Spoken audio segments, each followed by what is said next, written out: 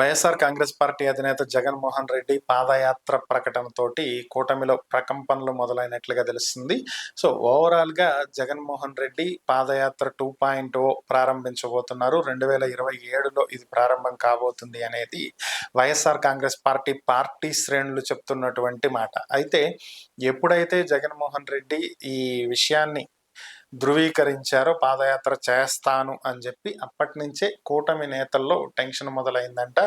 ఎందుకంటే గతంలో కూడా 2004 ఎన్నికలకి ముందు రాజశేఖర్ రెడ్డి, దివంగత నేత రాజశేఖర్ రెడ్డి బ్రతుకున్నటువంటి సమయంలో 2004 ఎన్నికలకు ముందు ఆయన ఉమ్మడి ఆంధ్రప్రదేశ్లో పాదయాత్ర చేశారు.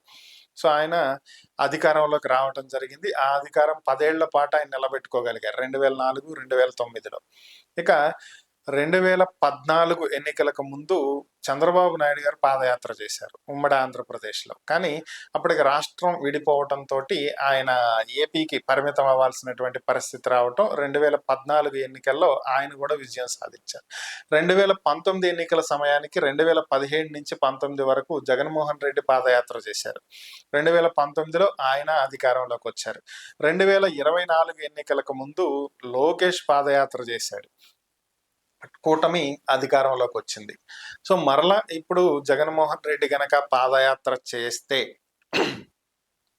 2019 నుంచి 2024 వరకు కేవలం వాలంటీర్లను మాత్రమే నమ్ముకుని పార్టీ కార్యకర్తలను విస్మరించడంతో పునాదులతో సహా కుప్పకూలిపోయినటువంటి వైఎస్ఆర్ కాంగ్రెస్ పార్టీ ఇప్పుడిప్పుడే కోలుకుంటున్నటువంటి పరిస్థితి. గత తప్పిదాల నుంచి నేర్చుకున్నటువంటి పాఠాలతోటి ఇప్పుడు పాదయాత్ర సందర్భంగా ప్రతి నియోజకవర్గంలో ఉన్నటువంటి తమ పార్టీ శ్రేణులను, కార్యకర్తలను జగన్మోహన్ రెడ్డి నేరుగా కలిస్తే వాళ్ళల్లో వచ్చేటువంటి జోష్ వేరే లెవెల్లో ఉంటుంది.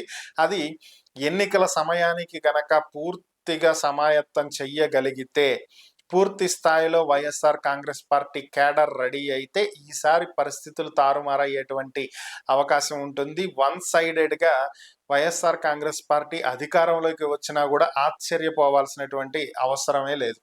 సో అలాంటి పరిస్థితులు తలెత్తకుండా ఎలాంటి జాగ్రత్తలు తీసుకోవాలి అనేది ఇప్పుడు కూటమి ఆలోచనలో ఉన్నట్లుగా తెలుస్తుంది, ఆలోచిస్తున్నట్లుగా కూడా తెలుస్తుంది. మరి ఓవరాల్గా జగన్మోహన్ రెడ్డి పాదయాత్ర చేస్తారా? ఒకవేళ చేస్తే కూటమి పర్మిషన్ ఇస్తుందా? ఇవ్వకపోతే కోర్టులకు వెళ్ళి తెచ్చుకుంటారు.